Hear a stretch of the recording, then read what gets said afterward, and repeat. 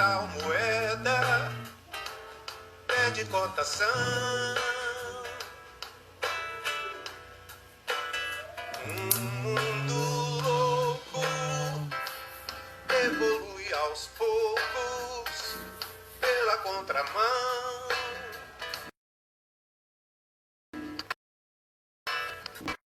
Invade tudo que é cidade, cai na imensidão.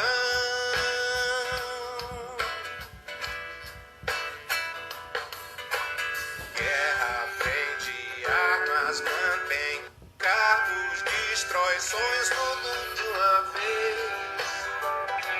Sensatez não tem vez.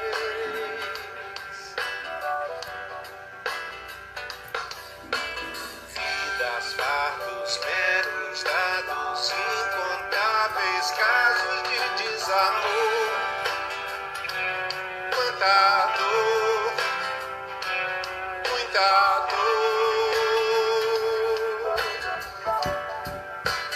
Parece tarde falar de amizade, ver com coração.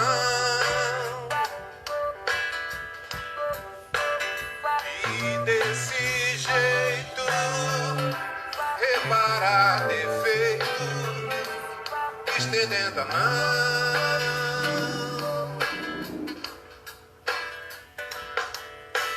Guerra prende armas, mantém cargos, destrói sonhos, tudo de uma vez.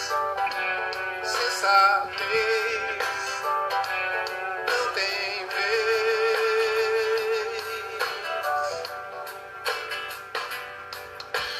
Vidas, fardos, meros dados, incontáveis casos de desamor.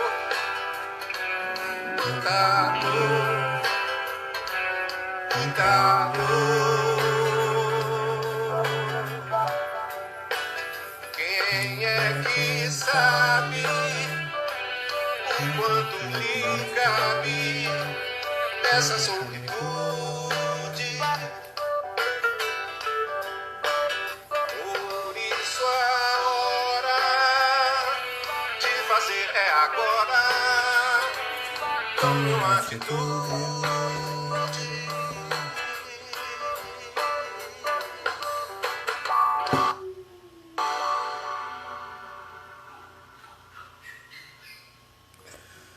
Muito boa noite, sejam todas bem-vindas e bem-vindos a mais um Segundas Opiniões, todas as segundas-feiras, sempre nesse horário aqui no comecinho da noite. Hoje um Segundas Opiniões especial, porque nós estamos fechando a temporada 2020 do Segundas Opiniões, e fechando com chave de ouro. Minha convidada de hoje é uma convidada especialíssima, já está aqui online, daqui a pouco eu vou chamá-la para estar aqui conosco. Mas eu não posso deixar já de agradecer todos que estiveram aqui durante esse período, porque foram lives todas as segundas-feiras de muito conteúdo, de muita troca de informação, de muitas opiniões, e foi muito legal realmente. A gente vai dar depois de hoje vai dar uma pausazinha para poder melhorar o processo. 2021, Segundas Opiniões, muito mais forte, mais presente, enfim. E aí eu convidei uma amiga especialíssima para esse fechamento aqui, uma pessoa realmente que tem uma presença social e uma presença como pessoa, como ser humano muito grande. E em homenagem a ela, começamos hoje, não posso deixar de mencionar um ícone da cura, a solitude. E aí tem uma homenagenzinha à minha convidada, que é da Terra, né? Eu já vou deixar de blá blá blá aqui, já vou chamá-la para conversar conosco, enquanto eu a apresento. Ela já é conhecida do público, porque já esteve chamada pela Universidade Federal de Alagoas, onde nos conhecemos, onde fizemos o nosso trabalho junto, eu em administração, ela em sociologia. É professora e é atuante em diversas atividades da economia criativa. Importante isso, porque nós vamos falar sobre isso também. está envolvida com o meio político desde as atuações dela, já lá no ensino médio com o Grêmio Estudantil, depois na universidade com o movimento estudantil. Foi candidata a vice-governadora na segunda chapa mais votada nas últimas eleições, vale ressaltar isso, e hoje faz parte de um mandato coletivo para o cargo de vereador aqui em Maceió nas próximas eleições. Minha querida Danúbia, muitíssimo obrigado mais uma vez por estar aqui novamente no Segundas Opiniões. Hoje, um Segundas Opiniões especial, Segundas Opiniões primeira classe, onde só pessoas de primeira classe vêm, pessoas que têm o que oferecer aos outros, que têm uma história de vida bem legal e que serve de exemplo para todo mundo. Gratidão. E eu já começo logo perguntando no seu boa noite. Esse bichinho da política, quando ele pica, as pessoas nunca mais se desligam? Boa noite, meu caro Edson. Que prazer estar aqui novamente, né? Eu digo que a minha voz anda meio avariada, né? Porque Acontece. é a semana toda, a gente está na reta final, então peço desculpas aí, mas eu posso dizer a você com toda certeza. Se o bichinho da política lhe picar, mas nunca, você pode até correr dele, mas ele vai até você. Não se preocupe quanto à sua voz, estamos lhe ouvindo muito bem. Ah, ótimo. Tá? Tá tranquilo, acredito que o fone e o microfonezinho tá captando bem a voz. O nosso papo vai ser bem legal. Hoje é um papo um pouco diferente, apesar que a gente vai ter os momentos aqui também de falar sobre temas da realidade social que estamos vivendo, tudo que está acontecendo. Mas a gente começa contando um pouquinho da sua história, porque afinal de contas estamos falando com alguém da primeira classe. Essa é a ideia do Segundas Opiniões Primeira Classe. E como estamos falando com alguém da primeira classe, é importante conhecer um pouquinho a história da Danúbia. Bom, há quem defenda, Danúbia, que a personalidade, os comportamentos que nós construímos são resultado do meio em que a gente vive, em que a gente cresceu, em que a gente foi formado. Tem outros que acreditam que ainda que esse ambiente influencie, ele não seja o único responsável para moldar a nossa personalidade, nossas atitudes, etc. Danúbia, como é que era o meio que você viveu na sua infância, na sua adolescência? Que meio era esse ali que você viveu quando criança e quando adolescente? Eu digo que o meio influencia sim, mas aí também tem uma questão um pouquinho de interesse, né? A gente conhece pessoas que de repente viveram em algum meio que não tiveram interesse por esse meio, né? Eu digo que eu tive fases bem definidas na minha vida. A minha infância foi muito bem vivida, como se deve ser uma infância, com brincadeiras. Agora, eu sempre fui uma criança muito questionadora, né? Assim, eu tenho uma personalidade muito questionadora. Eu nunca aceitei as coisas assim de primeira linha, tipo assim, verdades absolutas. Então eu ficava perguntando, e por que isso é assim, não é assado?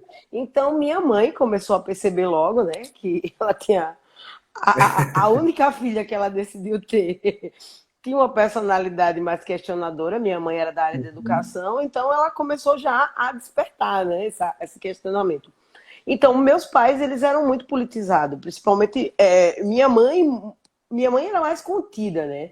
Minha mãe foi criada num regime altamente machista, onde as mulheres se posicionavam um pouco, não tinha vida pública. Então, minha mãe contia um pouco os questionamentos políticos dela, diferente do meu pai, né? Meu pai era mais questionador. Meu pai, indiretamente, participava de movimentos sociais ligados à categoria dele. Então, eu vim desse meio, né? Então, a minha mãe colocava muito a opinião dela mais no privado, meu pai me levava para as questões mais públicas, e aí foi toda a minha infância. Então, quais eram os caminhos que eu tinha que questionar mesmo. Hoje a gente vive numa sociedade onde a gente observa os jovens, a gente vê jovens apáticos, né? Os jovens não questionam mais, eles aceitam aquelas verdades. Então, ou a gente tem uma geração que também é muito questionadora, onde as escolas também não estão preparadas para receber esses jovens que se questionam, né? Que vai lá, bate de frente. Então, era nesse meio aí que os meus pais me criaram. E aí, na adolescência, eu comecei de fato a me interessar por política, né? Como era como era essa dinâmica da política. Então eu lia, na minha casa se tinha um hábito O que hoje, com as redes sociais, a gente já não tem mais esse hábito de ler jornal. Então, a minha mãe me alfabetizou muito cedo também. Eu aprendi, com 5 anos, eu já lia corretamente. Uhum. Então eu cresci nesse meio. Eu lia entre um gibi e o jornal da manhã. Então, tipo assim, as matérias era a forma que eu tinha de ler corretamente. Então, foi nesse meio. Então, na adolescência, eu já tinha o hábito de ler jornal, eu já tinha o hábito de Uhum. assistir. Na minha casa tinha um hábito, meu pai assistia muito telejornal. Meu pai entrava no carro, colocava em rádios que só passava notícias. Então, eu até comentava com meus pais, né, quando eles eram vivos. Eu disse, eu acho que por um triz, eu não fui jornalista, né, mas terminei fazendo pós-graduação na área de comunicação, mas por um triz eu não Uhum. fui jornalista, porque assim, então, eu vivia nesse meio de muita informação e decodificar essa informação, porque isso é muito mais importante, né. Hoje a gente recebe informação da hora que a gente vai dormir à hora que a gente acorda. Só o momento Sem que a gente dúvida. está no sono pesado, que o nosso cérebro, acho que o cérebro desse homem pós-moderno, ele deve ficar louco de processar, quando a gente dorme, de processar tanta informação que a gente recebe ao longo do dia. Então, eu recebia essas informações, eu contestava porque isso não era desse jeito, isso não era do outro. E aí, quando chegou no ensino médio, não tinha como, né? Então, eu Uhum. brincava de reivindicar. Eu estava na fila do lanche, eu estava discutindo política. Eu lembro que, eu acho que foi, eu não lembro se foi no segundo ano do ensino médio, se foi no terceiro, a gente tinha uma professora de geografia que ela era extremamente politizada e ela trazia os temas Uhum. polêmicos, né, para a sala de aula, ligados à política, à geopolítica mundial. E aí eu já me. Sem revelar a idade. Isso era em que Claro, década? claro, não, não, uma década aí passada, mas no Não, final da porque década de 90, no final da década de então 90. estávamos num momento bem conturbado. Exatamente. Então, mais precisamente, isso foi, acho que em 98, que foi aquela Uhum. eleição entre Lula e FHC. Era um momento bem cheio de coisa para conversar. Então, então essa eleição, ela fez um trabalho em sala de aula. E a sala se dividiu num grupo que estava comigo e num grupo que estava com outra amiga minha, Carol. E aí a Carol Uhum. dizia ferrenha defensora de FHC e eu ferrenha defensora de Lula. E aí teve os embates. Chegou um momento que a professora, a minha mãe ia sempre na escola, né? Até no ensino Uhum. médio, saber como era que estava, essas coisas. E aí minha mãe perguntou à professora, ela disse, olha, eu só acho que a senhora deve dar uma apertadazinha na Danúbia, porque quando o assunto é política, a aula acaba. Aí a minha mãe disse, não sei, então foi nesse meio aí que eu Uhum. comecei a reivindicar as coisas na escola, e aí a gente terminou criando um espaço de discussão não oficial, porque a escola não permitia. Eu digo que a gente criou um espaço clandestino para as discussões. Então, tipo assim, vai mudar o fardamento da escola, a gente discutia. Horário de saída, horário de entrada, as coisas que permeavam o nosso cotidiano. Uhum. Então, aí passa esse momento, né? Chega o momento de entrar na universidade. E aí não foi diferente, né? Você tá aí que não deixa eu mentir. A gente também tinha uma fundação clandestina, que era a Fundação Biufal, que era o ônibus que transportava os estudantes que Os moravam no alunos. Benedito Bentes para a universidade. E a gente começou a fazer mobilizações de festa para arrecadação de dinheiro, discutíamos a questão dos horários, das condições do ônibus, do percurso. Então, assim, foi uma vida toda de questionamentos, né? Desde a da infância até, eu digo que o final da adolescência, que foi quando eu entrei na universidade, era uma vida de perguntar, porque o poder público não agia dessa forma, não agia de outra, e eu sinto que eu já tinha, na verdade, eu não tinha consciência naquela época, né? Que eu já tinha sido picada pelo bichinho da política, mas eu já tinha sido, mas Uhum. só vim tomar consciência disso alguns anos depois. Me faz favor, vamos dar os créditos a essa professora de geografia. Você lembra o nome da Lembro sim, professora? a professora Cristiane. Eu perdi totalmente o contato com ela. Eu queria muito encontrar a professora Cristiane.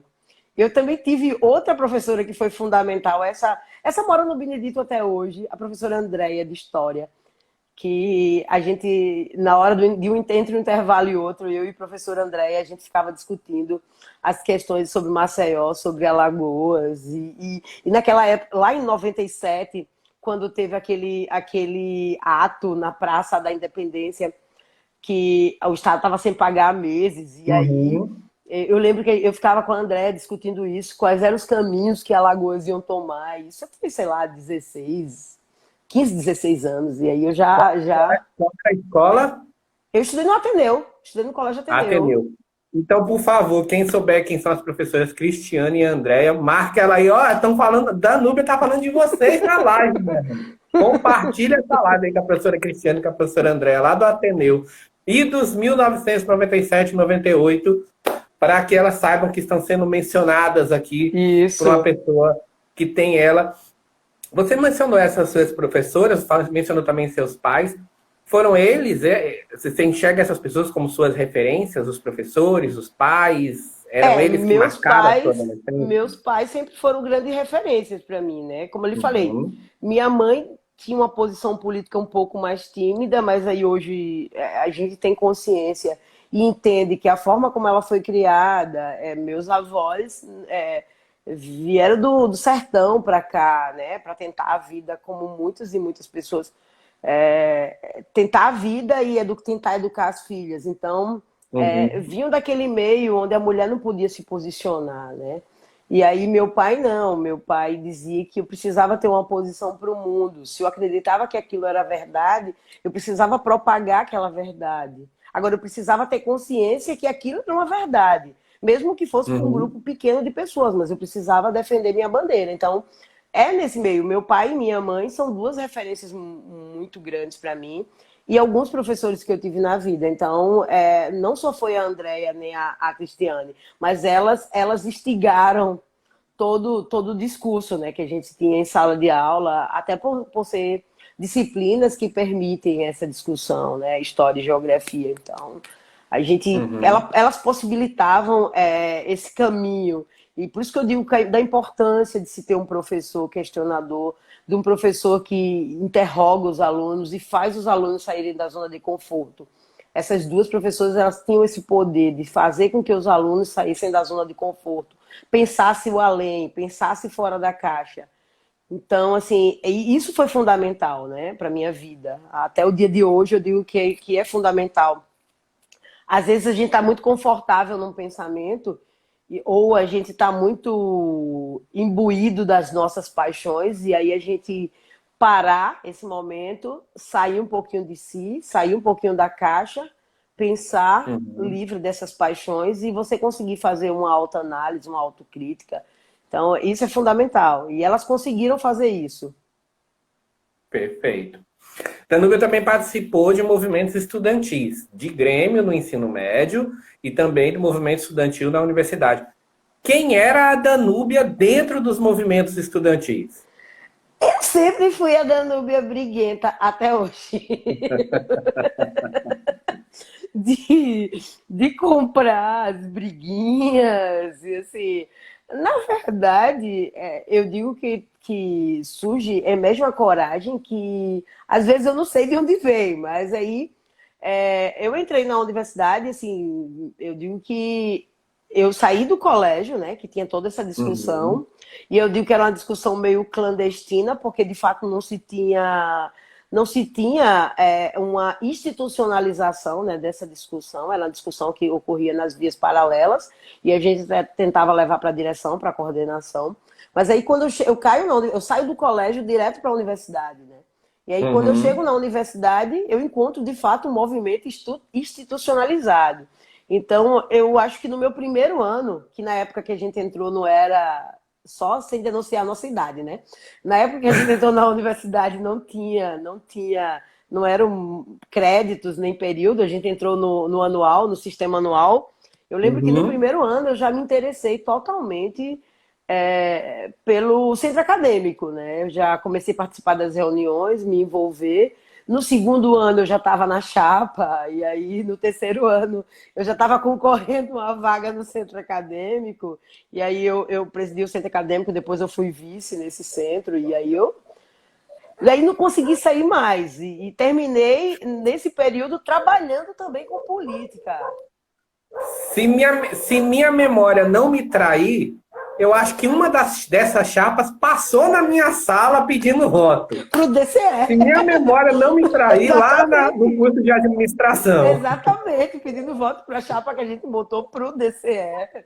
Então, Pois é, eu me lembro disso. Se então, não me falha a memória, é segundo ano. Mas, então, enfim. aí tinha toda essa questão. E aí eu comecei a militar, militei além do movimento lá dentro da universidade, eu fui da UJS, que é a União da Juventude Socialista, e aí era uma questão que envolvia a juventude de modo geral, não só na universidade, já estava um pouco além, né? Extrapolava Uhum, os muros da universidade. E depois disso, paralelo a isso, eu comecei a me envolver com pesquisa, discurso político, que eu vi trabalhar por muito tempo, né? E aí eu precisei, isso já dá um salto aí, eu era afiliada a partido político, eu precisei me desfiliar para poder de fato seguir isso que eu achava que eu queria trabalhar. Então eu fiquei trabalhando com isso um certo tempo, então eu fui para os bastidores. E aí eu não uhum, queria que mencionassem meu nome, eu não queria nada, eu queria entender as engrenagens da coisa. E aí eu fiquei um uhum. certo tempo, né, com isso. Mas aí, paralelo a isso, eu tinha uma paixão, que eu alimentava essa paixão, que era pegar a sociologia e trazer ela para a moda de alguma forma. E aí eu comecei a fazer vários cursos na área de moda e trazer a sociologia para esses cursos que eu fazia, esses questionamentos que eu fazia. E aí eu resolvi, na verdade, sair totalmente do cenário político e me dedicar a esses estudos. E aí eu fiquei um tempo, mas a política Pois é, nunca saiu de Danilo. mim. Eu queria agora justamente fazer essa virada de chave aí, quando você sai da universidade, tudo que acontece. E aproveitando a virada, gente, quem está na audiência aí, clica no aviãozinho, manda essa live para as pessoas que precisam conhecer a Danúbia, compartilha aí com todo mundo, tá? Porque o papo tá só começando e tem muita coisa interessante para a gente falar aqui. Então, clica aí nesse aviãozinho e manda para todo mundo. E aí, teve essa virada de você entra para a questão de ser professora, entra a questão da moda na sua vida. Como é que foi essa virada e o que aconteceu depois que você entrou para a sala de aula como professora?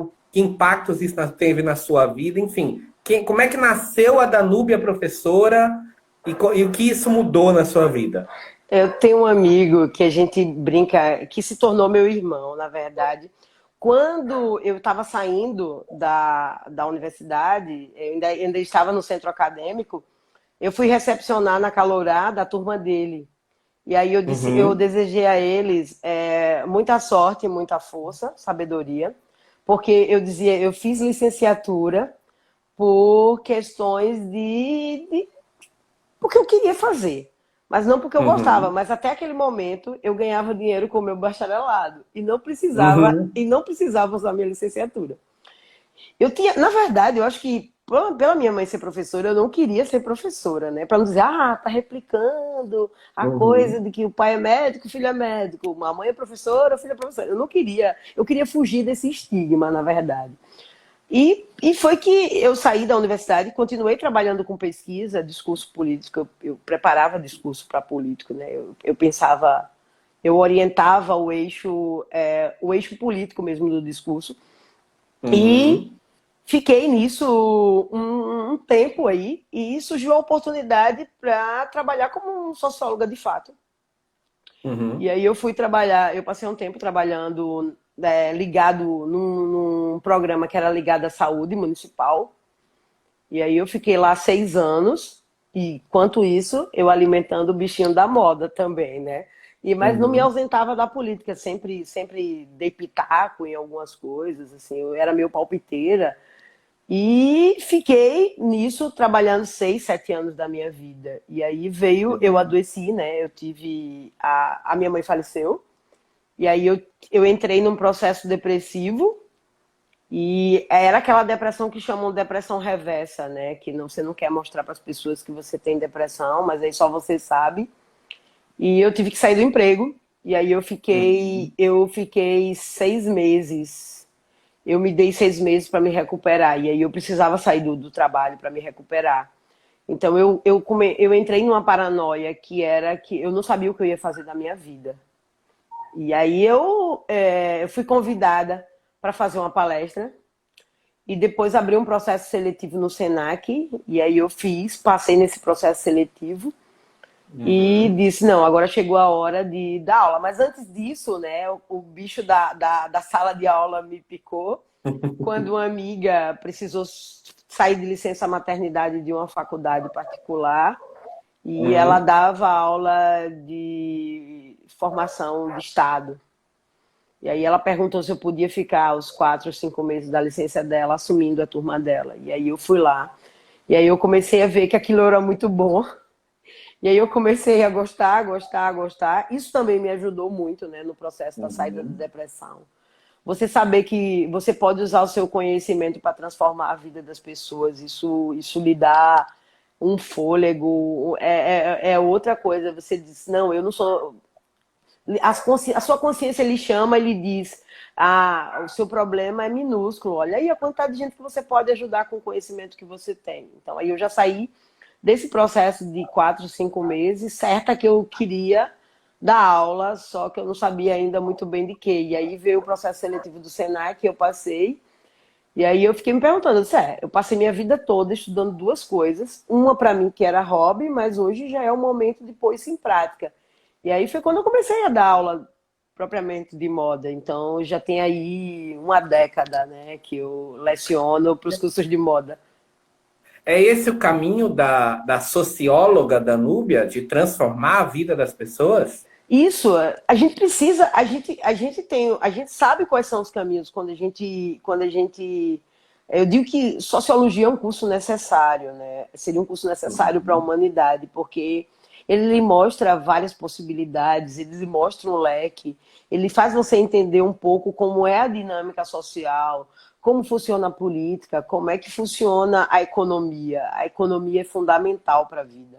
Então, ele lhe mostra esse leque. Então, daí você escolhe, você sabe que você tem capacidade para transformar, se não o mundo, pelo menos o nicho onde você vive. Então, foi daí. E aí, dentro desse nicho, eu descobri que a educação, de fato, é o meio, é um dos meios que a gente tem que pode transformar o mundo.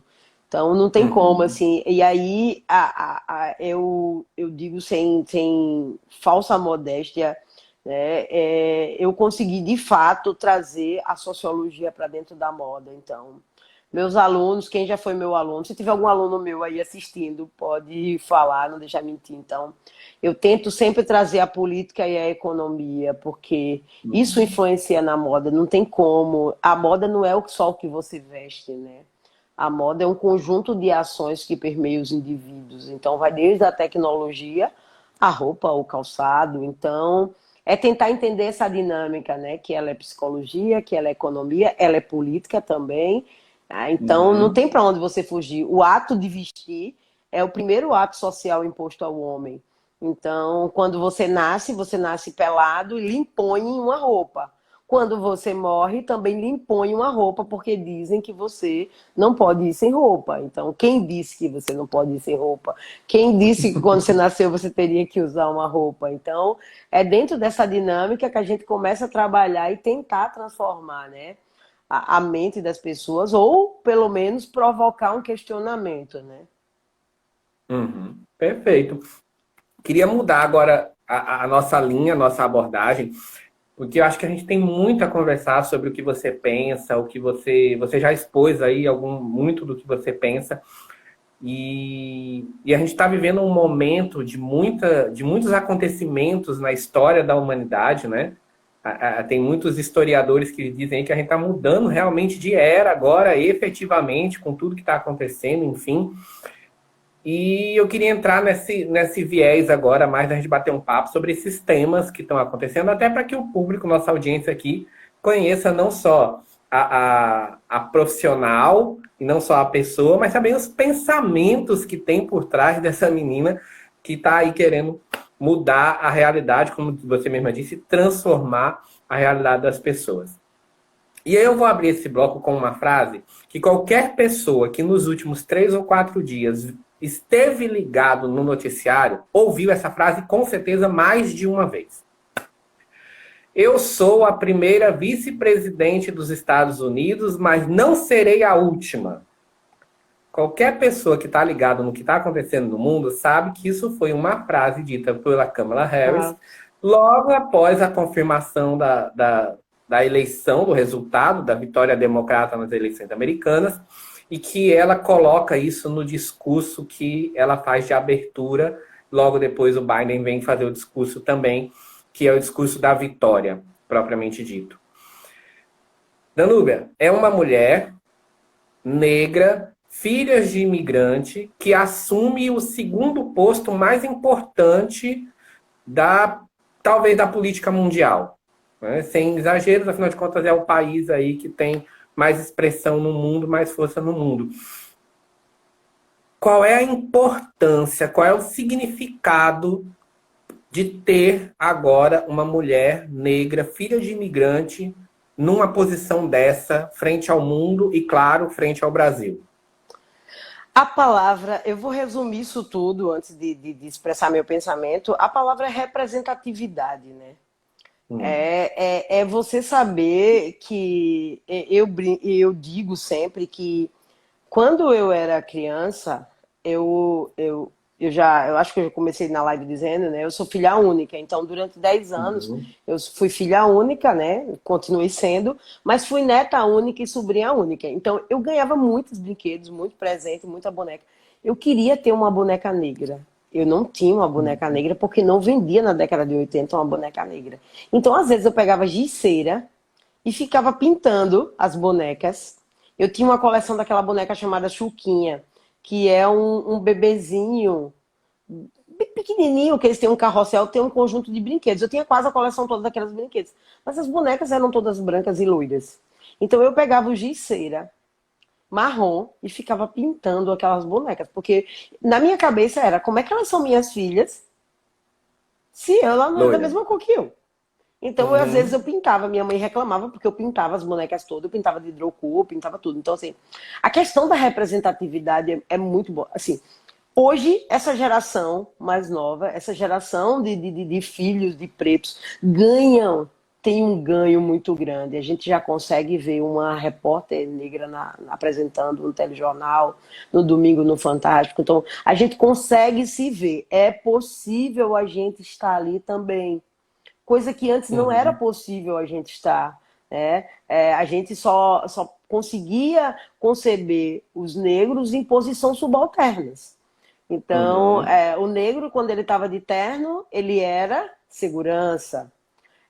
A mulher negra, quando ela não se permitia, se ela tivesse, entrasse no carro de luxo, ela certamente seria funcionária do dono do carro. Então, a gente está começando, a gente está longe de acabar a questão racial, essa disputa desleal racial, né? A gente está bem longe disso, mas assim, a gente já consegue se ver. Então, para a gente que vem Uhum. de séculos de luta, isso é um ganho muito grande. Então, quando você vê a Câmara chegar e ela dizer que ela pode ser a primeira, mas ela não é a única, ela está dizendo que, olha, vamos lutar juntas para vocês estarem lá. A gente não acha que essa mudança da política americana vai dar uma mudança no mundo. Mas só o fato da gente tirar uma pessoa que é nitidamente racista e colocar uma pessoa que tem uma visão para as questões raciais. Então, a comunidade negra americana foi de fundamental importância para essa eleição. Uhum. Para ter essa mudança, a gente pode dizer que o movimento Vidas Negras Importam, ele foi de fundamental importância para varrer o autoritarismo americano. Né? A gente lembra lá quando o George Floyd foi assassinado, que começou aquele boom de protestos nos Estados Unidos, que o Trump precisava passar para a catedralzinha lá da Casa Branca, que era do outro lado da rua. Ele mandou soltar Uhum. bomba, ele mandou bater em todo mundo. Então, eu digo que não adianta falar, são ações que denotam quem é o homem, quem é a mulher. Então, a gente precisa ter esse cuidado das ações. Então, ali, ele já colocou ele já demarcou o território dele. Ó, esse movimento, para mim, não tem importância. Então, se o movimento não é legítimo, vocês também não são legítimos no processo. Então, vem para mudar. E aí, o que ela diz é uma grande verdade, porque você imagina a quantidade de meninas americanas, negras, filhas de imigrantes, que hoje pode sonhar com aquele posto. Que é possível.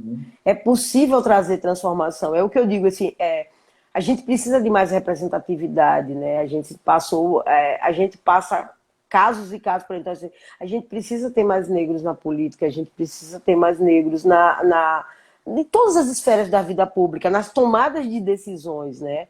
Não é só tá imposto, como às vezes eu conversando com o dono de uma empresa, não, mas na minha empresa tem muitos negros, a minha empresa não é uma empresa racista. E aí, quais são os cargos que os negros ocupam?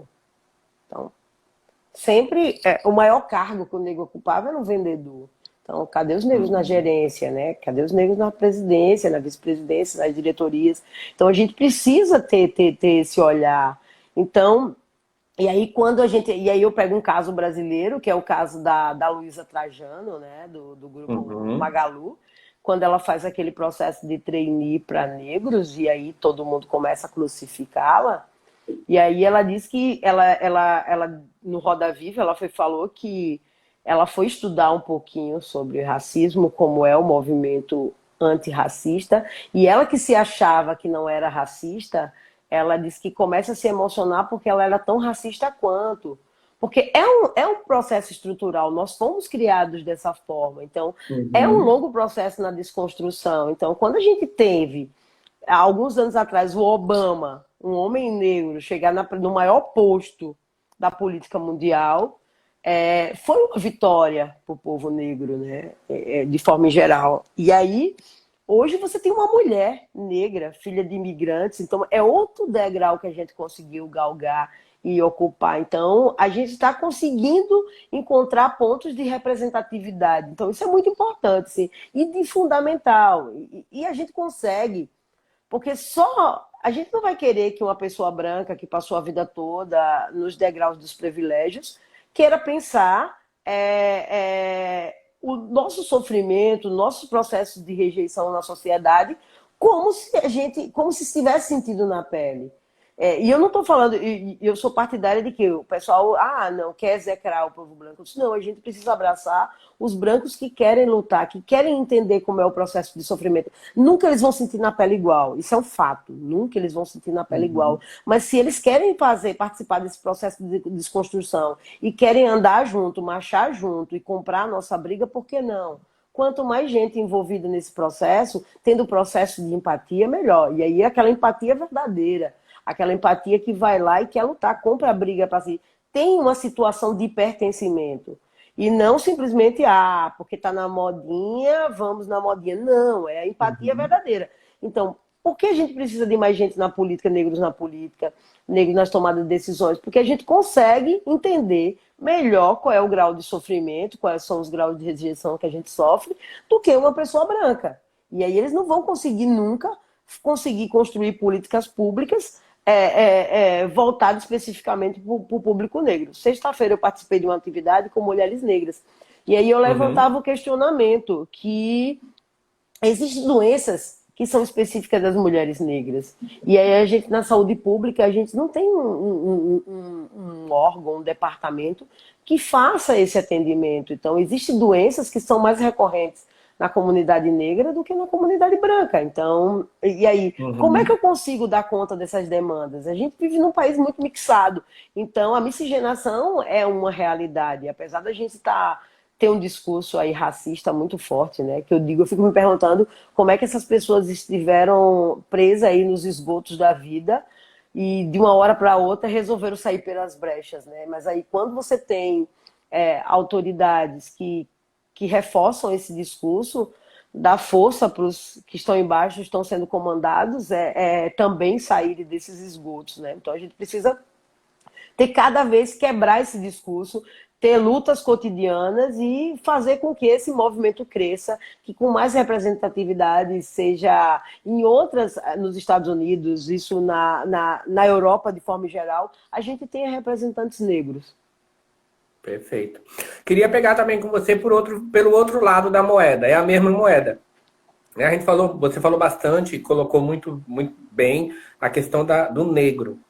Mas também é uma mulher, né? Uma mulher que assumiu um cargo elevado, que até então não tinha, que nós já tivemos aqui no Brasil o privilégio de ter uma mulher no cargo mais elevado da nação, como uma presidente da República, mas que a gente ainda vê muitas questões que atrapalham, vamos dizer assim, são as pedras no caminho do desenvolvimento social pela vertente da mulher, pelo olhar da mulher, tanto na questão empreendedora, na questão social, na questão de vida, educacional e etc. Quando a gente pensa nas mudanças que a sociedade está vivendo agora, seja pela questão do racismo, seja a questão tecnológica, seja a questão econômica, enfim, todas as mudanças que estão vivendo, qual é o papel da mulher nessas mudanças todas que estão ocorrendo? Então, aí eu digo que o mesmo papel que o Vidas Negras Importa tiveram nesse processo, as mulheres tiveram um peso ao quadrado nessa mudança, né? A gente vê a Geórgia, uma senadora negra, uma mulher negra, que começa a transformar a vida da comunidade negra, né? Os imigrantes negros, e aí começa a conscientizá-los que precisa se mudar esse jogo político, e ela consegue mobilizar uma população, uma parte da população, para poder haver a transformação que teve agora na política. Então, e aí a gente consegue ver que a Câmara ela consegue chegar no segundo posto maior da política mundial e ela consegue ter a sensibilidade, né?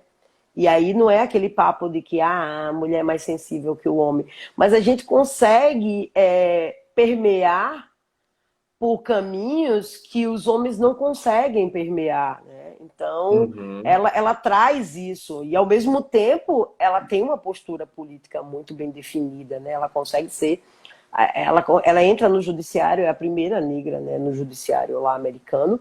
Então, o papel da mulher é fundamental para o mesmo mote das políticas públicas voltadas para os negros, as políticas públicas que envolvem as mulheres, elas conseguem ser muito mais bem definidas. Não que elas tenham mais acertos, mas é que elas têm menos erros.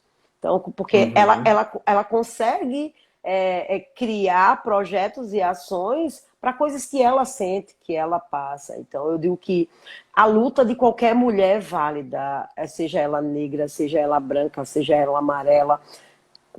A luta da mulher é válida, porque o processo de opressão ele é mundial, né? O machismo ele oprime mundialmente.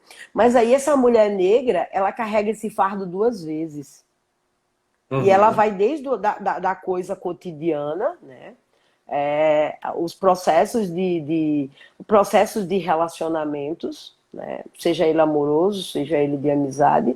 Nos relacionamentos amorosos, as mulheres negras, elas não são as primeiras opções, né, dos homens. Eles até querem as mulheres negras com aquela mitologia que as mulheres são melhores, mas assim, eles não assumem relacionamentos. Até a opressão de você ter uma mulher negra que assuma um posto. Aí começa-se a questão da desconfiança, né? Será que vai conseguir? Será que é isso? E aí começa a colocar os empecilhos pelo fato do sexo e pela questão também da questão racial. Aí diz, é mulher e negra, será que ela vai conseguir? Mas ela consegue trazer toda a representatividade necessária para as mulheres e necessária para a comunidade negra. Eu vi que há pouco você falou que as mulheres, elas cometem menos erros. Mas, por outro lado, também, não sei se é uma visão torpe minha, de as pessoas acharem que os erros são maiores, assim, são menos, mas quando erra, entre aspas, porque é uma mulher, só podia ser mulher, e a confiança é menor, principalmente nessas posições estratégicas de liderança, de governo, de estar à frente. É como eu falei a você, não é que tem, não é que tem mais erros, né? Há uma tentativa de ter menos erros. Mas esse discurso, ele é um discurso opressor estrutural, né? Eu preciso estar reafirmando que a mulher não consegue fazer isso. Que mulher não dirige. Aí eu volto para a questão do cotidiano. Que mulher não dirige bem, que isso, que aquilo. Porque eu preciso estar reafirmando, né? Quando eu falo, eu digo que é o discurso do machismo. Ele precisa estar todo dia reafirmando que as mulheres têm posição subalterna, elas não têm posição política, que elas não entendem de política, ainda é pior. Né? É que elas não, além delas, elas não têm posição política porque elas não entendem de política. E aí, se teve uma geração toda criada dessa forma, e as mulheres aceitavam isso como verdade, e aí a gente sabe que movimentos como o movimento feminista e outros movimentos veio assim, de fato, para trazer uma luz, né? Muitos negativos, mas não. Ele vem trazer uma luz e dizer, não, você tem os mesmos direitos. Você tem os mesmos direitos e deveres, né? Porque a gente só fala em direitos, a gente não fala em deveres. Vocês têm o mesmo direito e deveres. Só que a gente sabe que isso na prática não ocorre dessa forma, né? Na prática, as mulheres têm muito mais deveres do que direitos. E aí eu preciso estar o dia todinho reafirmando que mulher, se a mulher for para... A mulher não entende de economia, a mulher não entende de política, a mulher não entende de engenharia, a mulher não entende... Então, porque eu preciso estar reafirmando para poder o tempo todinho estar oprimindo. Como eu não consigo oprimir de uma forma, talvez de forma violenta, que eu digo física, apesar que a gente vive num mundo onde a cada 7 segundos uma mulher é violentada, de alguma forma, eu tenho todo um discurso simbólico de opressão. Então, eu reafirmo que aí, quando o homem erra, ele errou, mas na tentativa de acertar. Quando foi uma mulher, não é porque é uma mulher, porque eu preciso negativar e tirar toda vez essa mulher do processo. Por isso que é muito importante, primeiro, que nós mulheres nos juntemos e começamos a fazer um movimento para, de fato, estar ocupando todos os espaços públicos e mostrando, não, vocês também erram, a gente pode errar também. Mas não é por isso que a gente errou que você vai usar seu discurso opressor de dizer que a gente errou por sermos mulheres. Então, é essa dinâmica que eu digo que essa luta é uma luta diária, né? Não adianta só ser lutas pontuais. A gente precisa, de fato, ter lutas diárias. A gente precisa lutar contra esse discurso. Da mesma forma que se você ser antirracista é você lutar, você ter pequenas lutas cotidianas, a mesma coisa é a luta da mulher. Ela precisa estar oprimindo, de fato, o machismo todo dia. Então, rebatendo esse discurso. Tudo que venha oprimir a mulher simbolicamente, a gente precisa repreender. Perfeito. Danúbio, o nosso papo já está em quase 50 minutos. A coisa foi muito rápido aqui no Instagram, então o papo é bom. Mas eu queria puxar um pouquinho também para uma coisa mais próxima aqui da gente, né? Eu não sou um alagoano inato, eu nasci em São Paulo, mas já vivo em Maceió, em Alagoas, há 20 e tantos anos já. Vou fazer 25 anos agora, no começo de janeiro. E você é uma mulher que veio da periferia, que eu estou aqui vivendo na periferia, e eu queria que você falasse um pouquinho para a gente de como você enxerga essas necessidades de mudanças sociais que a gente está vendo acontecer no mundo inteiro, aqui, para a nossa realidade, para a nossa cidade. Quando a gente olha para Maceió, o que é que socialmente está tendo, ainda precisa mudar, que caminhos a gente tem que seguir? Dá uma explanada aí para nossa audiência. O que é que tem que acontecer com essa cidade? Eu digo que as coisas aqui vêm num passo um pouco mais lento, né? Porque a gente vive numa cidade que ela sofre todo um... A gente vive num estado onde figura entre o segundo e terceiro lugar hoje dos estados mais pobres da nação. Então, assim, há um déficit de educação muito, muito, muito alto. Então, e assim, e não há vontade política para que isso mude. Então, a gente tem uma população na nossa cidade, em Maceió, que é extremamente conservadora, reacionária, que não querem mudanças. E aí, quando eu quero um processo de mudança, na verdade, eu só estou querendo tirar o pai e colocar o filho. Então, falta um processo de consciência, na verdade. Mas, assim, é uma coisa muito, muito, muito lenta. É um processo de construção que eu não sei precisar tempo, mas a gente vai levar muito tempo. Mas assim, a gente já consegue dar pinceladas de tentativas de mudança. E aí eu digo que uma das coisas mais importantes que a gente tem para ter essa mudança efetiva é o voto, né? E aí eu tenho muito estado encaminhadas, e aí eu tenho visto pessoas querendo se abster, né, da votação, querendo se abster de participar do processo político, que é um processo extremamente legítimo. E aí eu digo assim, a partir do momento que você tentar se ausentar desse processo, você está deixando que outras pessoas escolham por você, e aí depois não adianta reclamar, porque foi o outro que escolheu por você. É a história do tanto faz. Então, eu tenho que me acostumar com o tanto faz. Então, hoje, numa democracia efetiva, a arma que eu tenho de mudança é o voto. Aí, mas todo mundo é igual. Não, não é todo mundo é igual. Analisa a luta de quem está fora da política, entendeu? Independente de estar ou não na política, está na luta brigando por melhorias, seja da sua rua, seja do seu bairro, seja do seu município, até você abranger as esferas maiores. Então você precisa estar de olho nisso. Nem todo mundo é igual. A gente precisa efetivamente participar desse processo democrático, né? A gente precisa estar efetivamente vendo quem são os candidatos, estudando quem são os candidatos, e aí ter muito cuidado com esse discurso de renovação, de mudança.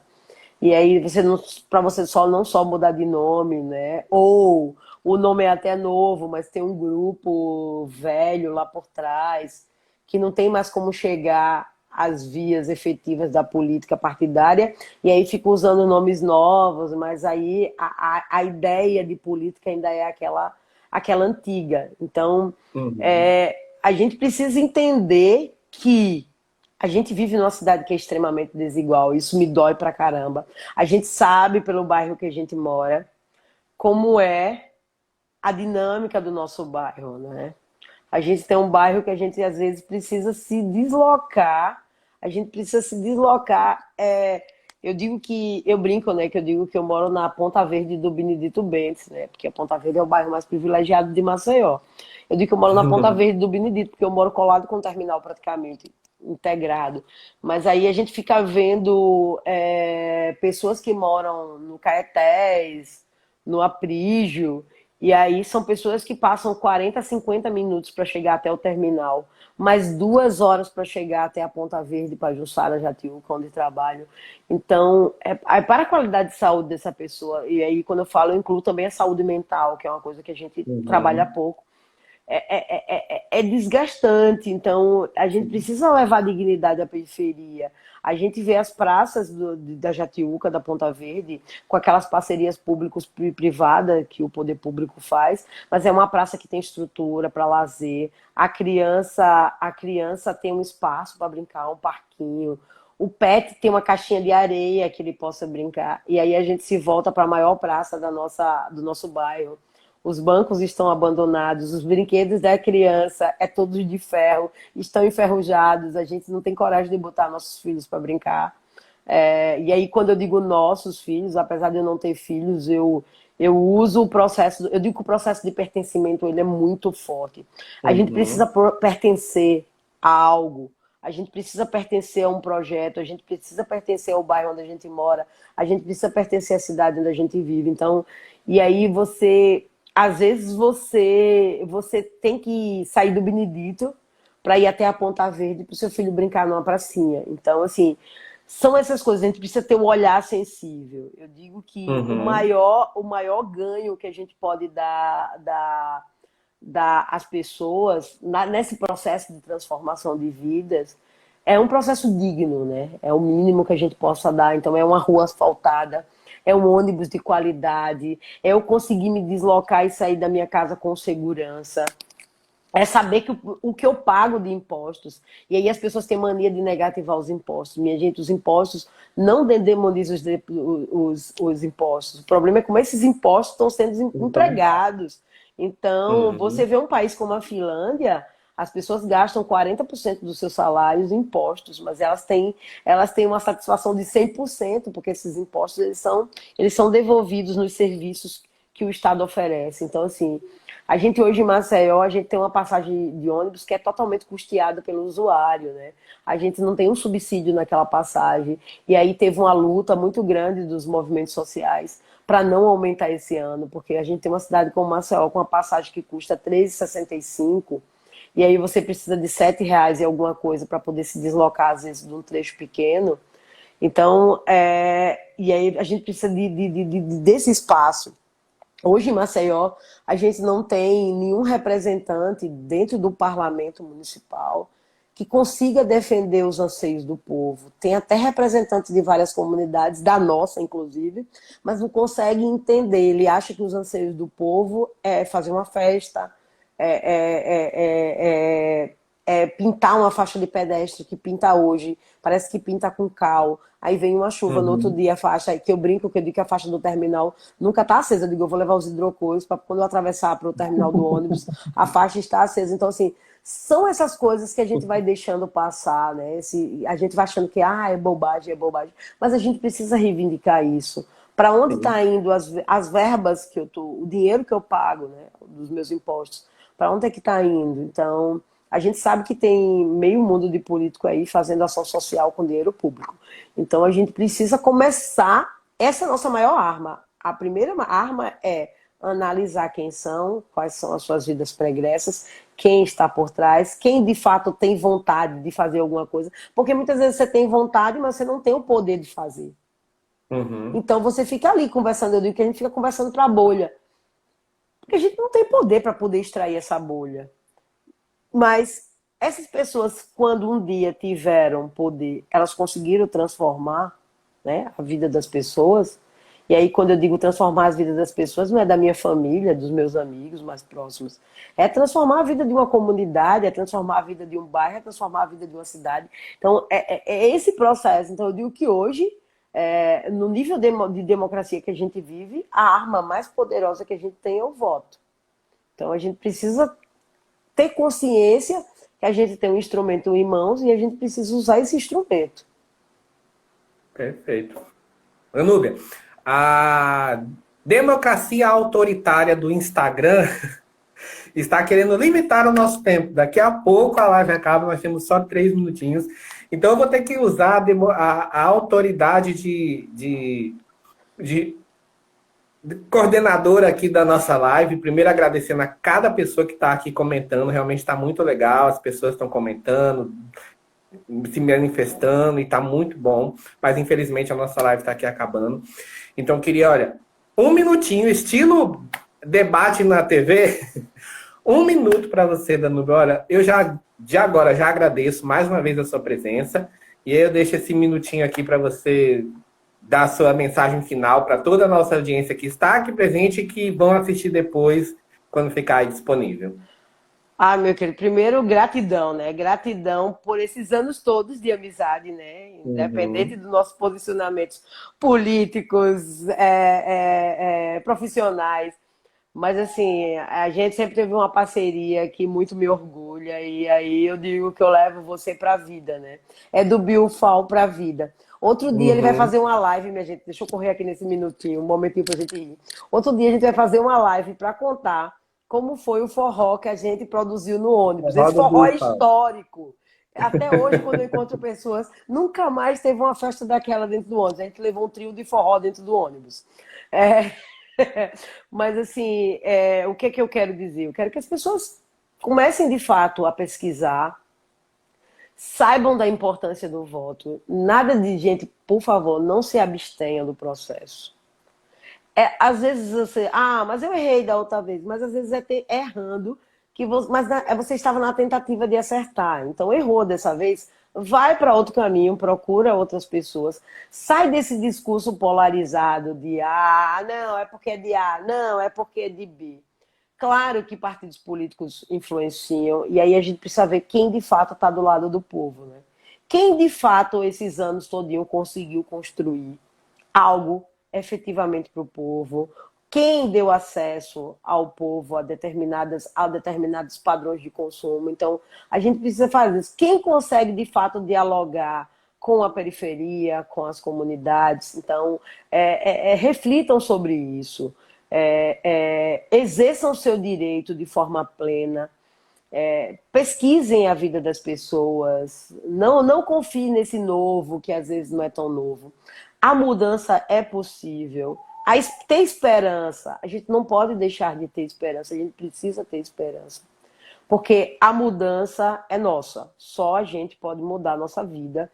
E a gente precisa também, uma coisa que é muito importante, deixar de ser individualista, né? Mas fulano não trouxe nenhum bem para mim. Mas o que é que esse fulano pode trazer para minha comunidade? Então, não é só para mim. Eu tenho que pensar sempre no todo. Claro, eu tenho que ver dentro desse todo qual é a minha parte que cabe. Mas eu preciso estar sempre pensando no todo. Eu preciso estar sempre linkado nesse todo. Então, eu preciso ter essa sementinha da esperança sempre acesa, né? É uma chamazinha que a gente precisa estar alimentando ela sempre. Então, eu preciso estar sempre com essa chama acesa. E a gente tem esse poder de fazer essa mudança. Então, pesquisa, se informa, vai lá. Tá na reta final aí das eleições. Vai lá, começa a fuça lá a rede social da pessoa. Procura, não tem informação, procura saber com quem conhece. Fulano de fato trabalha, faz alguma coisa, promove alguma mudança. Então, a gente precisa disso. E desistir nunca, nunca, nunca, nunca, nunca. A gente precisa, de fato, acreditar que a gente vai cada vez mais influenciar. Os influencers não são só aquelas pessoas que têm dos trocentos mil seguidores. A gente pode influenciar a moça que trabalha em casa, o cobrador do ônibus que a gente pega, o motorista, a moça que senta do lado. A gente tem uma rede de influência que às vezes a gente nem sabe que existe. Então, se você quer a mudança, participe efetivamente dessa mudança. Se engaje nos projetos do seu bairro, entre na associação de moradores. Então, é dessa forma que, ou se é da educação, tente transformar a vida dos seus alunos, como a Andrea e a Cristiane fizeram lá no passado. Fizeram dar um start e perceber que o que eu fazia, eu precisava ensinar outras pessoas a fazerem também. Transformar uma sociedade questionadora. Bom, você deve ter percebido que você falou mais de 1 minuto, né? Sim, por isso que eu me Pois segurei, é. porque senão a gente... Por algum motivo, você já começou a quebrar aí os paradigmas. O Instagram deixou a gente falando aqui. Passou de 1 hora. O papo tá bom. O Instagram não impôs a sua autoridade temporal. E a live ficou por mais de 1 hora aqui. Já estamos com 1 hora e 3 minutos já. E como você foi falando, o contador regressivo não apareceu. Eu falei, não vou parar. Deixa ela falando. Então já quebramos o primeiro desafio, Danilo. Já quebramos a temporalidade do Instagram. Tá vendo? Quando a gente tá junto, a gente consegue, gente. Aí, o recado da Danilo. Quando a gente se junta, a gente consegue até a temporalidade do Instagram a gente quebrar. Bom, mas é isso. Eu acho que o recado foi dado. Você colocou muito bem tudo isso, tudo que você falou aí. Eu não sei a qualquer hora se a live caiu ou não, mas enfim. Vamos seguindo. Se cair, a gente... Vamos seguindo. E o posicionamento é muito desse mesmo, da gente se colocar para ser agente de transformação, né? Não é à toa que o tema dessa live foi colocado com a ideia de, remetendo, óbvio, ao Vidas Negras Importam, mas ao Vidas Negras Transformam, para mostrar que somos agentes de transformação, que a gente pode sim agir e transformar a realidade. Como você bem colocou, a realidade da nossa rua, do nosso bairro, de participar efetivamente. E apesar do que você tinha colocado agora há pouco, eu não sei qual é a sua percepção quanto a isso, das pessoas aqui, e eu vou fazer um comparativo de novo, das pessoas aqui estarem querendo se abster de participar do pleito, da votação e tudo mais, a ideia de a gente ter visto na eleição americana a maior quantidade de votantes de todos os tempos, talvez aí seja uma mudança de perspectiva de, olha, nós temos que participar. E olha que lá não é obrigado. Lá não é obrigado e foram mais de 150 milhões de votos e não é obrigado a votar. E aqui, não sei se isso de alguma forma vai impactar, se as pessoas vão ficar mais motivadas. Eu espero que sim. Eu espero que sim, mas aí, se tratando do processo brasileiro, a gente sabe que possa influenciar em pequenos grupos, mas não na totalidade, né? Eu acredito que na totalidade a gente não consegue ter esse nível de consciência para criar o impacto nessa eleição agora. Mas quem sabe nas próximas? Eu digo que o que vai demandar para 2020, a sociedade, porque assim, eu volto a dizer, a gente é muito imediatista, né? Imediatista e individualista, a gente quer a coisa para agora. A gente tem que começar a pensar política e ações políticas para o futuro. Eu tenho que pensar o que é que eu quero deixar para os meus filhos? O que é que eu quero deixar para os meus netos? Isso não é questão material. Ah, eu vou comprar uma casa para deixar. Mas que mundo eu quero deixar? Qual é o pensamento que eu quero deixar? Eu quero que meus netos consigam estudar numa universidade pública como a gente estudou. Isso é uma coisa muito séria. Então, assim, eu digo que, como mulher negra e de família pobre, era a única condição que eu tinha para ter um ensino superior. Era passar numa universidade pública. Porque eu não teria condições de estudar numa faculdade privada.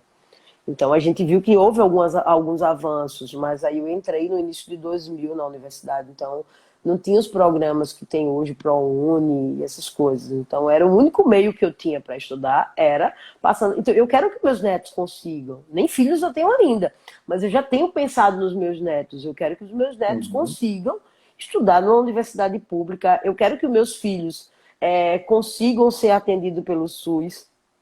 Eu sou uma defensora nata do SUS. 70% da população brasileira elas são usuárias do SUS, mas o SUS é um programa universal, ele atende 100% da população brasileira. Se você sofre um acidente, mas você tem plano de saúde, primeiro você vai no hospital público, ter os primeiros socorros. Depois é que você vai para o seu hospital. A gente tem um SUS que banca tratamento do câncer. A gente passou aí pela Covid, a gente viu, claro, que a gente tem um SUS altamente sucateado. E aí, inclusive, é uma ação política que eu tenho que pensar. Quem está defendendo o SUS? Ou quem defende criações de fundações e clínicas privadas com dinheiro público? Eu preciso pensar, no futuro, Maceió está crescendo, principalmente na nossa parte, né, que é a parte alta. E aí acabar com essa divisão, né, que a gente termina replicando a parte alta, a parte baixa. É a Maceió que tem que ser igual para todos. Mas aí a gente sabe que a gente não tem um hospital na parte alta do município. E a gente sabe que um bairro como o Benedito, ele precisa ter um hospital, uma UPA só não atende as demandas de um bairro como o Benedito Bentes. Então, é isso que eu quero deixar para os meus filhos. Eu preciso pensar essa ação política. Por que os americanos fizeram esse movimento, né? Tinha gente que não ia uma década votar e terminaram indo votar. Por que foram votar? Porque eles entendiam que o futuro dos filhos e dos netos estavam comprometidos com um presidente autoritário, um presidente racista. Então, eles entendiam que esse movimento dele continuar mais 4 anos fosse danoso para o futuro dos filhos. A gente não tem essa noção. A gente não tem a nossa noção. Lá é melhor que aqui? Não. Por que a gente não tem essa noção aqui? Porque, como eu falei, a gente tem um nível de instrução muito baixo. A gente tem pouco investimento em educação. E quando a gente investe em educação, a gente simplesmente dá conhecimento para as pessoas passarem no vestibular, e fazer uma carreira. Mas a gente não faz esse movimento na educação do questionamento, né? Do questionar, do ato de questionar. O que é que eu quero deixar lá para os meus filhos? O que é que eu quero deixar para os meus netos? A gente precisa estar sempre se perguntando isso. Tá? Daqui a 10 anos, como é que vai estar Maceió? Então, a gente precisa estar sempre fazendo esse comparativo, aí a gente consegue, de fato, pensar efetivamente em mudanças. Porque quando eu penso lá no futuro, mesmo que eu não esteja aqui, pode ser que daqui a 10 anos eu nem esteja nem viva, mas eu preciso pensar para as pessoas que vão ficar, qual é a minha contribuição que eu vou deixar aqui? Então, quais são as mudanças que eu quero deixar?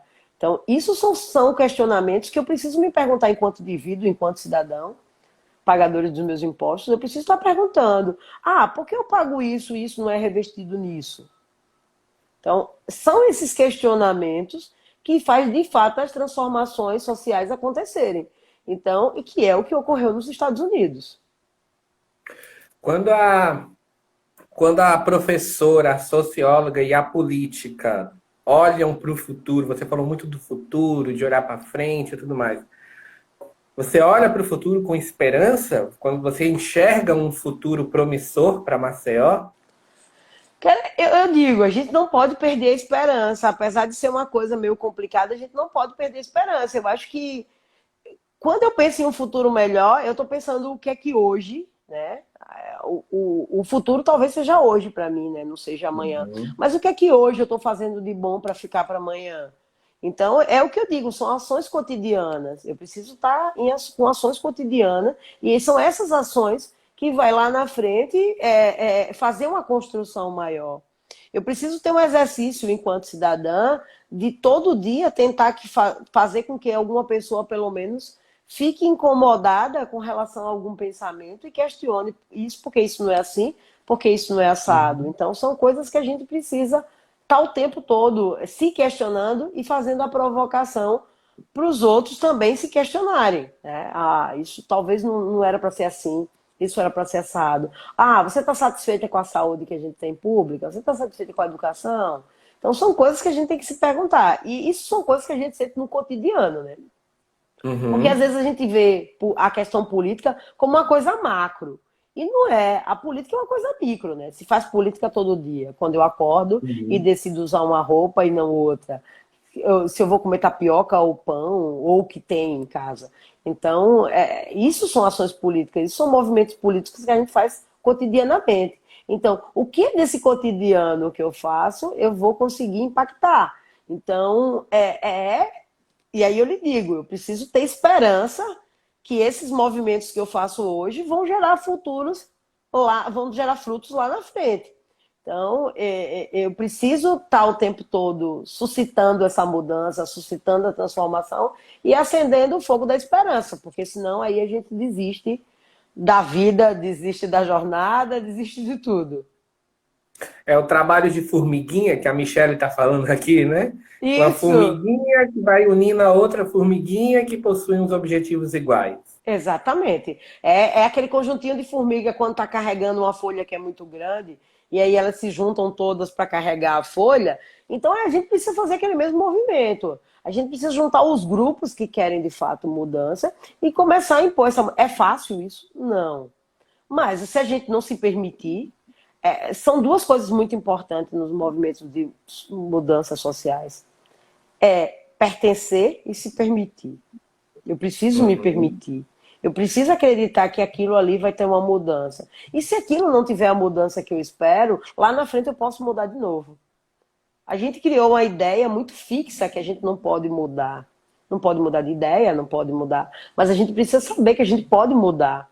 E aí, quando a gente vê uma coisa que está dando certo e que, de fato, trabalha e atende os anseios do povo, e aí, lógico que a gente nunca vai conseguir a unanimidade, mas quando eu vejo que efetivamente está acontecendo, esse movimento está acontecendo para os trabalhadores, para os mais pobres, eu preciso, de fato, acreditar nesse projeto e alavancar esse projeto, trazer mais pessoas para esse projeto.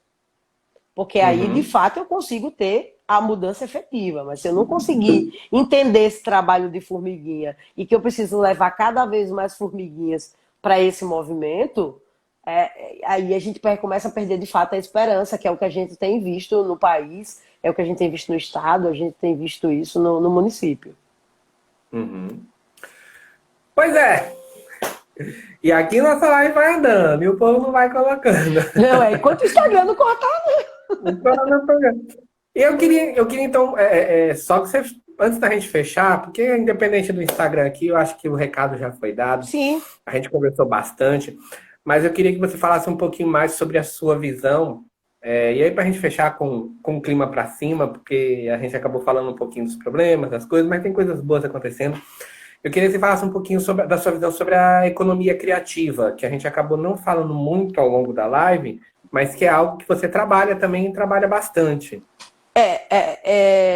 Hoje eu vejo a economia, como eu falei para você no início, né? A economia é um pilar importante para qualquer mudança mundial. A economia é muito importante.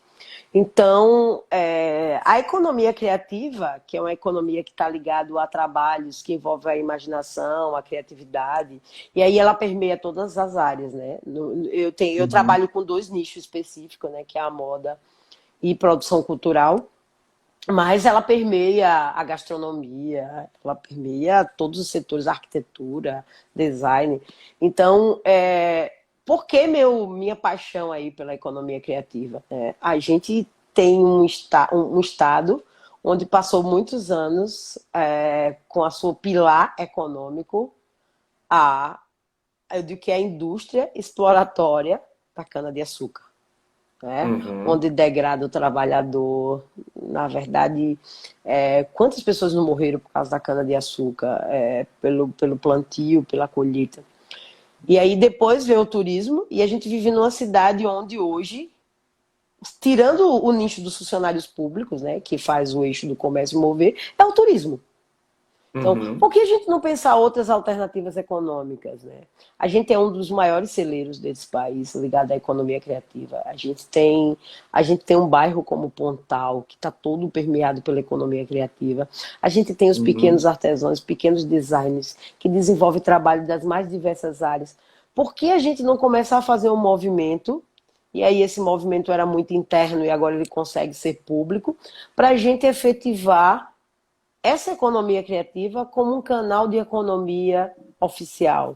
A gente conseguir formalizar, fomentar, criar consultorias, criar condições para que essas pessoas elas consigam, de fato, comercializar esses produtos, ter um retorno. Isso gera renda, para todos. Isso movimenta o comércio, isso gera arrecadação para o município, né? Se a gente olhar aqui na Holanda, a economia principal da Holanda é a economia criativa. Então, por que a gente tem um celeiro dentro do país que é Maceió e a gente está perdendo isso? Então, esse movimento é de extrema importância, né? O apoio a essa economia criativa, buscar fomento, buscar ajuda que traga, de fato, substância e subsídio para essa economia criativa alavancar e sair, muitas vezes, dos quintais, das garagens, dos quartinhos que as pessoas começam a produzir, e não tem, de fato, condições de desenvolver uma marca, desenvolver um produto, até porque são produtos que a maioria são feitos à mão, então você não consegue encontrar outro igual. Por mais que a artesã consiga fazer igual, ela não consegue fazer 2 iguais. Então, é uma peça única, e aí a gente sabe que, se a gente volta isso para o mundo da moda, um estilista, um designer que consegue fazer uma peça única, o cara tá vendendo isso, é um carro de luxo, se for um vestido. Isso. Então, a gente precisa, de fato, oficializar em Maceió a economia criativa como um canal de economia oficial. Então, e a gente não pode deixar, eu digo a todos os amigos, e aí eu digo a você que trabalha com consultoria, a gente não pode deixar isso morrer, né? A gente tem que cada vez mais trazer pessoas para esse projeto para se sentirem pertencidas e a gente fazer o trabalho da formiguinha, né? A gente conseguir fazer com que essa economia criativa ande sendo carregada por todos e todas que queiram fazer parte desse projeto. Sem dúvida. Bom, Danube, olha, mais uma vez, agora sim, eu só tenho a agradecer pela sua presença. Foi show. Conseguimos extrapolar aqui o tempo do Instagram. Pela primeira vez eu consegui fazer uma live com mais de 1 hora, porque o Instagram permitiu. Que bom. E também porque a convidada tinha muito conteúdo, teria ainda muito mais conteúdo. Acho que as pessoas que não seguem ainda, que estão aqui na rede, que não seguem ainda a Danúbia no Instagram, comecem a seguir Danúbia Barbosa 13.000, porque vocês vão ver que tem muita coisa sendo falada, tem muita coisa sendo posta, e ela coloca aí muitas informações que são relevantes para a nossa sociedade, e eu acho importante colocar isso, né? Então, é muito importante a gente trabalhar dessa forma. Danúbia, de fato, mais uma vez eu só tenho a agradecer, mas eu queria encerrar, e eu vou encerrar diferente, porque você já passou por aqui, já sabe qual seria a pergunta e já veio preparada para a pergunta. Mas eu quero Nunca encerrar. estou preparada. Mas eu quero encerrar um pouco diferente hoje, e aí contando um pouquinho do fato, essa ideia que eu tive do Segundas Opiniões, né, de trabalhar essas lives todas as segundas-feiras. Eu me baseei num programa de um cara que eu admiro muito de coração, que é o Marcelo Taz. Acho ele um profissional da TV fantástico. E ele é um excelente entrevistador num modelo desse, de entrevista, de talk show e etc. E durante todas as lives que eu fiz de Segundas Opiniões, eu quis seguir a linha dele de encerramento, mas sem copiar, né? E aí eu sempre perguntei aos meus entrevistados aqui, as pessoas que vinham convidadas, o que era o sucesso na opinião delas. E todas responderam, inclusive você respondeu o que é o sucesso lá na outra live. Mas agora eu quero encerrar igualzinho a ele, em forma de homenagem. E aí eu pergunto a você, para a gente encerrar a nossa live em grande estilo. Danúbia, o que é a vida? Ah, cara, a vida, eu digo que é o movimento mais lindo que o Pai pôde nos permitir, né? Porque é algo que você pode recomeçar todos os dias. Você pode recomeçar todos os dias e de forma diferente, né? Ele dá permissão para a gente não ser fixo, né? Eu digo que o grande ganho da vida é a gente deixar de ser fixo. E aí, quando eu digo fixo, não necessariamente é o corpo em movimento, mas a gente pode pensar de forma diferente. A gente pode agir de forma diferente. A gente pode transformar e impactar a vida de outras pessoas. Eu acho que esse é o maior ganho da vida, e isso é a vida. É você conseguir transformar a vida de outras pessoas no processo, né? Você se transforma e ajuda a outros a se transformarem também. Esse é o grande movimento da vida. Que bom. Querida, gratidão do fundo do coração por você ter dedicado essa quase 1h30 aqui esta noite conversando com a audiência. Fico muito feliz da sua presença. Depois eu vou salvar aqui a live, compartilhar com você e com todo mundo, tá bom? De coração, gratidão, sucesso. E agora eu desejo sucesso a você nessa caminhada. E tamo junto, pode contar comigo. Uma maravilha ter você sempre, amigo. Beijo. E vamos na luta. Beijo, obrigado. Obrigada Até a você. próxima. Até a próxima. Tchau. Bom, e para todos vocês que estiveram aqui essa noite, gratidão por estarem presentes aqui. Compartilhem depois dessa live com as pessoas que precisam ouvir um pouquinho o que a Danúbia nos falou. Gratidão por todas as noites que estiveram aqui acompanhando o Segundas Opiniões durante esses quase 3 meses. Estamos fechando a temporada aqui, mas em breve voltaremos. Um abraço a todos, obrigado e até mais.